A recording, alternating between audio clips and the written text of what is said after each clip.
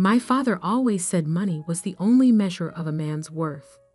On the day I left home, he made sure to demonstrate exactly how little he thought I was worth. "Here's $100, he sneered, throwing the bills at my feet. "That's all a failure like you deserves." I was 22, fresh out of college with an engineering degree my parents hadn't bothered to attend the ceremony for. Standing in our expansive living room, my single suitcase packed with everything I owned, I watched the bills flutter to the marble floor like fallen leaves. The Harrison family fortune loomed around us. Crystal chandeliers, antique furniture, priceless art, all of it screaming old money and older pride. For generations, we'd been investment bankers, each son following his father into the prestigious halls of Harrison and Sons Investment Group. Until me. Engineering. My father had spat when I declared my major. Engineers are glorified mechanics. No son of mine will waste his life tinkering with machines. But I saw something they didn't. While they were counting their millions in traditional investments, I recognized that the future belonged to technology. The next great fortunes wouldn't be made in mahogany-paneled investment offices. They'd be built in garages and labs by people who understood how to merge innovation with opportunity. My mother stood by the grand staircase, martini in hand at barely noon. "James, darling, there's still time to fix this. Come back to the firm. Your father can smooth things over with the board." I looked at her, really looked at her, seeing the practiced smile that had never quite reached her eyes. Growing up, I'd watched her measure her worth by the size of her diamond rings, each one larger than the last, as if trying to fill some void that kept expanding. "No, Mother, I'm done trying to be what you want." My father's face turned that dangerous shade of red I'd grown up fearing. "Then get out. You're no longer a Harrison. The trust fund, the connections, the legacy, you're throwing it all away for some foolish dream." I bent down and picked up the $100. The bills were crisp, new. He'd probably had his assistant get them from the bank specifically for this moment of theatrical cruelty. "Keep the trust fund," I said, tucking the bills into my wallet. "I'll build something of my own." My father laughed, the sound echoing off the high ceilings. "You? Build something? You can barely dress yourself properly." He gestured at my simple button-down shirt and slacks, so different from his custom-tailored suit. "Without the Harrison name, you're nothing." Those words would echo in my mind for years to come, driving me through countless sleepless nights and impossible challenges. But in that moment, I just smiled. "Watch me." I walked out of that mansion with $100, a suitcase, and an engineering degree they thought was worthless. My childhood home's enormous iron gates closed behind me with a final, dramatic clang. Standing on the sidewalk, I realized I had no car. It was in my father's name. No place to live. The apartment near college had been paid for by the trust fund, and exactly $100 to my name. But I had something they didn't understand, a vision of the future and the skills to build it. I walked to the bus station, bought a $40 ticket to Silicon Valley, and used another $10 on a burger and fries. Sitting in that greasy diner, watching buses come and go, I opened my notebook and wrote 3 promises to myself. I would never use the Harrison name for gain. I would build something that would change the world. When I returned, it would be on my own terms. $50 left. Not enough to rent a place, barely enough to eat for a few days. But I had my laptop, my degree, and most importantly, an idea that had been forming in my mind throughout college. The world was rapidly moving toward renewable energy. But there was a critical problem no one had solved: storage. Solar and wind power were becoming cheaper, but batteries remained inefficient and expensive. I had developed a theoretical design for a new type of energy storage system, one that could revolutionize the entire industry. The problem was, building it would take millions in funding, years of research, and resources I didn't have. My professors had called the idea brilliant but impractical. My father had called it delusional. I called it my future. As my bus pulled away from the station, I watched my hometown disappear into the darkness. I'd spent 22 years trying to be the son they wanted. Now it was time to become the man I was meant to be. Little did I know that this $100 journey was the beginning of a story that would reshape the entire energy industry. In 10 years, I would build a company worth billions, revolutionize how the world stored and used energy, and return home not as the prodigal son, but as someone they never imagined I could become. But first, I had to survive Silicon Valley with $50 and a dream that wouldn't die. Silicon Valley wasn't the gleaming tech paradise I'd imagined. My first night, I slept on a bench in a park in Palo Alto, using my laptop bag as a pillow and my jacket as a blanket. By morning, my $50 had become $30 after buying a cup of coffee and a bagel at a local cafe. But that cafe changed everything. "You're going to get robbed sleeping out there," the barista said, watching me try to stretch my coffee for hours while using their Wi-Fi. Her name was Maya, and instead of kicking me out, she offered me a deal: help fix their constantly breaking espresso machine, and I could sleep in the storage room after hours. I fixed their machine in 20 minutes. The owner was so impressed, he offered me a part-time job doing maintenance work. Just like that, I had income and a place to sleep, even if that place was a room full of coffee beans and paper cups. During days, I worked at the cafe. During nights, I refined my energy storage designs, using the cafe's Wi-Fi to research patents and technology trends. Maya would sometimes bring me leftover pastries, peek at my complex diagrams, and ask questions that actually helped me clarify my thinking. "So basically, you're building a better battery?" she asked one night. "Not exactly," I explained, showing her my sketches. "Traditional batteries waste too much energy during storage and transfer. My design uses a new type of molecular structure that could store energy at almost 100% efficiency." She stared at the diagrams. "And why isn't anyone else doing this?" "Because it's theoretically impossible," I grinned. "But I think I found a way." 3 months of cafe work gave me enough savings to rent a tiny room in a shared house with 5 other tech dreamers. It wasn't much, but it had a desk where I could work.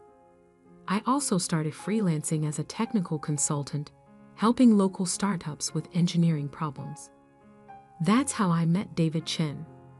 "Your solution for our power management issue saved us months of work," he said after I'd helped his startup fix a critical hardware problem. "What else are you working on?" I hesitated, then decided to take a chance. I showed him my energy storage designs. David was silent for a long time, staring at my detailed technical specifications.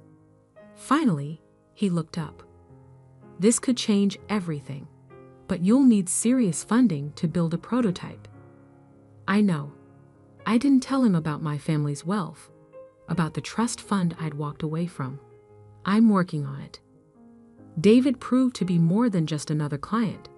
He introduced me to Dr. Sarah Wong, a leading researcher in molecular engineering at Stanford.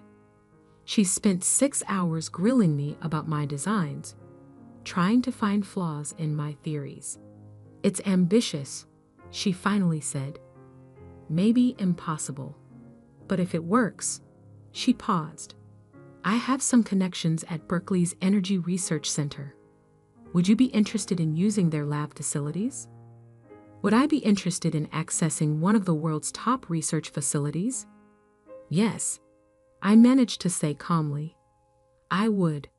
For the next year, I worked 4 jobs: cafe maintenance in the mornings, freelance consulting during the day, research at Berkeley's labs in the evenings, and refining my designs late into the night. I lived on energy drinks and determination. Then came the breakthrough. It happened at 3 a.m. in the Berkeley lab. I'd been testing different molecular configurations for weeks, trying to find the perfect structure for energy storage. When the test results came back, I checked them 3 times because I couldn't believe what I was seeing. It worked. The prototype stored energy at 98.7% efficiency, nearly perfect energy transfer, something that was supposed to be impossible. Dr. Wang verified my results herself. "This isn't just a breakthrough," she said, staring at the data. "This is revolutionary." Within a week, I had meetings with 3 major venture capital firms. David helped me prepare my pitch, and Maya came over every night to help me practice, throwing tough questions at me until my answers were perfect. The first 2 VC firms said the same thing: brilliant, but too risky. The third meeting was different. "Your technology could revolutionize renewable energy storage," said Alexandra Martinez, the lead partner at Quantum Ventures. "But why should we trust a 23-year-old unknown?" I met her eyes. "Because I've spent the last year proving impossible things are possible. Give me a chance to prove one more." They invested $5 million for a 25% stake in my company, which I named Nova Energy Systems. The name was a private joke, a new star rising from nothing. I moved the research to our own facility, hired a small team of brilliant engineers, and worked harder than ever. We faced countless technical challenges, numerous failures, and moments when it seemed everything would fall apart. But 2 years later, we did it. Our first commercial-scale energy storage system was ready for testing. When the results came in, they exceeded even our highest expectations. Our system could store and deliver energy with 99.1% efficiency, nearly 3 times better than the best existing technology. The energy industry exploded with interest. Solar and wind power suddenly became not just viable, but economically superior to fossil fuels. Every major power company wanted our technology. Nova Energy Systems went public 3 years after that first VC investment. The stock price doubled on the first day. By the end of the week, my stake in the company was worth over $100 million. I bought my first suit since leaving home, not from the expensive tailor my father used, but from a boutique that catered to tech executives. Maya, now our head of operations, helped me choose it. "Planning to show off for someone?" she asked with a knowing smile. "No," I said, adjusting the perfectly fitted jacket, "but I think it's time to pay a visit home." I hadn't spoken to my family in 5 years. Through business news and social media, I knew Harrison & Sons Investment Group was struggling. Traditional investment banking was dying, disrupted by financial technology and changing markets. They needed to adapt, to invest in new technologies. Exactly what I had tried to tell them years ago. Now they were facing their biggest crisis yet: a hostile takeover attempt by a mysterious tech-focused investment firm. What they didn't know was that the firm, Digital Horizon Capital, was a subsidiary of Nova Energy Systems, my company. I booked a flight home, my $100 million net worth a far cry from the $100 I'd left with. But I wasn't going back to reconcile or to gloat. I was going back to buy the company that had declared me worthless. Maya caught me staring at my old family photo before I left. Are you sure about this? I tucked the photo away. They taught me that money was the only measure of worth. Time to show them exactly what I'm worth. I didn't know then that my return would shake the Harrison family to its core, that my revenge would be both sweeter and more complicated than I'd imagined, or that the $100 lesson they taught me would end up costing them everything. But I was about to find out. The Harrison and Sons Investment Group headquarters hadn't changed. The same imposing limestone building, the same gold lettering, the same air of old money arrogance. But this time, I walked in through the front door not as the disappointing son, but as the CEO of the company trying to acquire them. Mr. Blake here to see the board, I told the receptionist, using the name I'd adopted after leaving.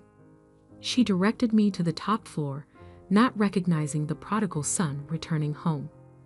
The Harrison boardroom was exactly as I remembered. Dark wood paneling, oil paintings of past chairmen, the family crest carved above the fireplace.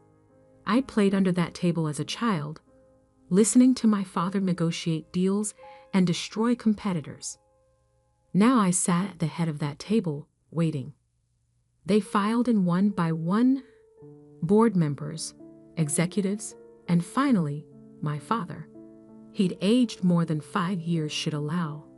His once commanding presence diminished by stress and failing fortune. He didn't recognize me at first, his eyes sliding past me as he took his seat.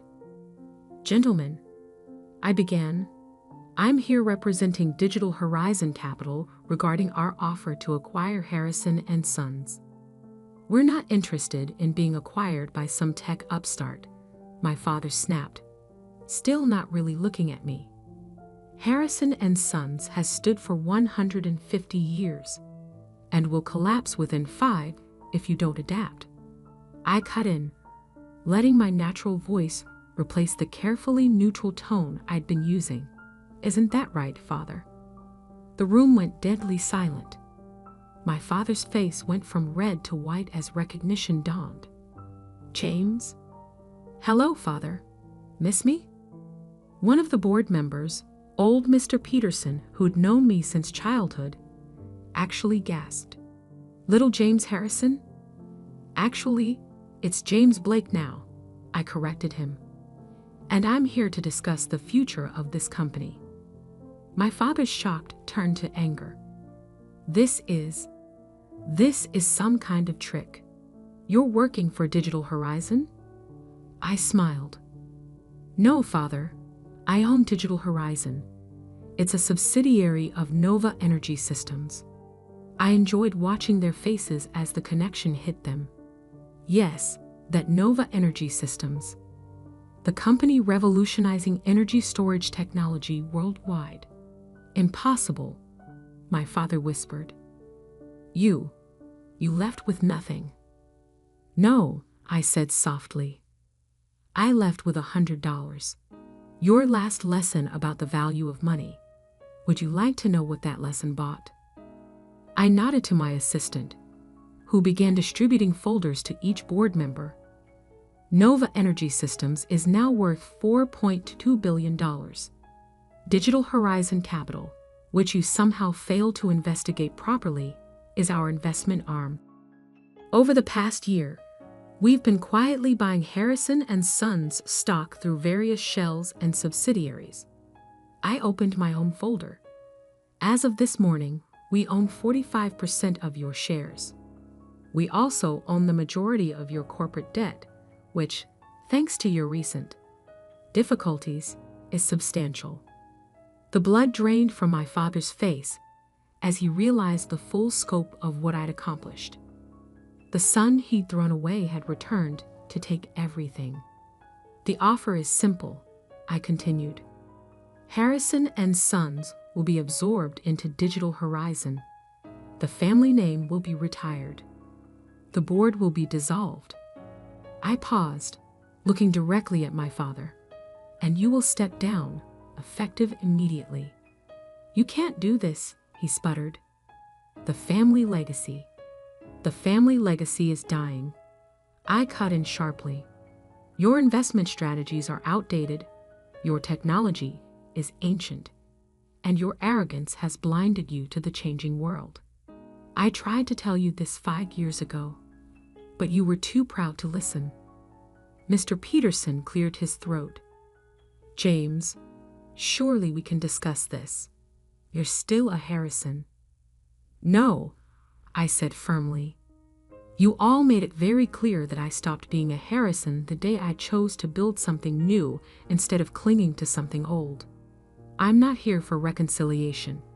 I'm here for business." I stood up, straightening my custom-made suit that cost more than that first $100 1,000 times over. "You have 24 hours to accept the offer. If you refuse, Digital Horizon will call in all outstanding loans immediately. Harrison and Sons will not survive the week." My father found his voice again. "You would destroy your own family's company? Everything we built?" "No, Father. You destroyed it with your stubborn refusal to change. I'm offering you a chance to save what's left. The jobs, the clients, the legacy you claim to care about so much. Whether that legacy bears the Harrison name is no longer your choice." I walked to the door, then turned back one last time. "Oh, and Father? Remember when you said money was the only measure of a man's worth?" I smiled coldly. "By your own measure, what am I worth now?" The next 24 hours passed in a blur of legal meetings and press inquiries. News of Nova Energy Systems' takeover bid had leaked, sending Harrison and Sons stock into chaos. My father tried to fight, of course, calling in old favors and trying to rally support. But I had anticipated everything. Every escape route was blocked. Every potential white knight was already aligned with us. Every financial lifeline was closed. The empire he'd spent his life protecting was now in my hands. They signed the papers the next day, in the same room where he'd once thrown $100 at my feet. As the lawyers finalized the details, my father approached me. He looked old, beaten, but there was something else in his eyes. Something that might have been respect, or perhaps just resignation. "You planned this," he said quietly. "All of it." "No, Father. You planned it the moment you decided my dreams weren't worth respecting. I just built something better than you could imagine." He nodded slowly. "And now? Will you destroy everything out of revenge?" I looked at him for a long moment. "No, I'm going to rebuild it into something that actually matters.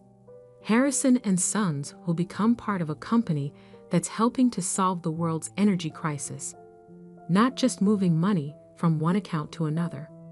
The fact that it's no longer yours is just poetic justice." As I turned to leave, he called out one last time, "James, that $100. I smiled. "Best investment I ever made, Father. It taught me exactly what I didn't want to become." The transition took 6 months. I restructured the company completely, modernizing its operations and redirecting its resources towards sustainable energy investments. Most of the employees kept their jobs. After all, this wasn't about punishing them for my father's sins. My father retired to our old family estate, his pride more wounded than his wallet. I'd ensured he kept enough money to live comfortably. My mother tried to reach out several times, always with hints about reconciliation, but I kept my distance. Some bridges, once burned, should stay ashes. A year later, I stood in my office at Nova Energy Systems headquarters, looking out over Silicon Valley. Maya brought in a small package that had arrived from my father. Inside was $100, the same bills he'd thrown at me 5 years ago. I'd left them on his desk after the takeover signing. With them was a note. You were worth more than I knew. I took the bills to the cafe where my journey had started. The same barista who'd once given me shelter was now a senior executive in my company, but the cafe still made the best coffee in Palo Alto. I left the $100 as a tip. Some might call it petty, using my success to take over my father's company. But I didn't do it for revenge. I did it because sometimes the only way to fix a broken legacy is to tear it down and build something better in its place. They say money can't buy happiness. But $100 taught me something more valuable. The true worth of a person isn't in their bank account or their family name. It's in what they choose to build with what they have. I built an empire, and I did it not because of the Harrison name, but in spite of it. The $100 I left with bought me something priceless: the freedom to become who I was meant to be. The millions I returned with, they just proved I was right all along. And that's worth more than any family fortune.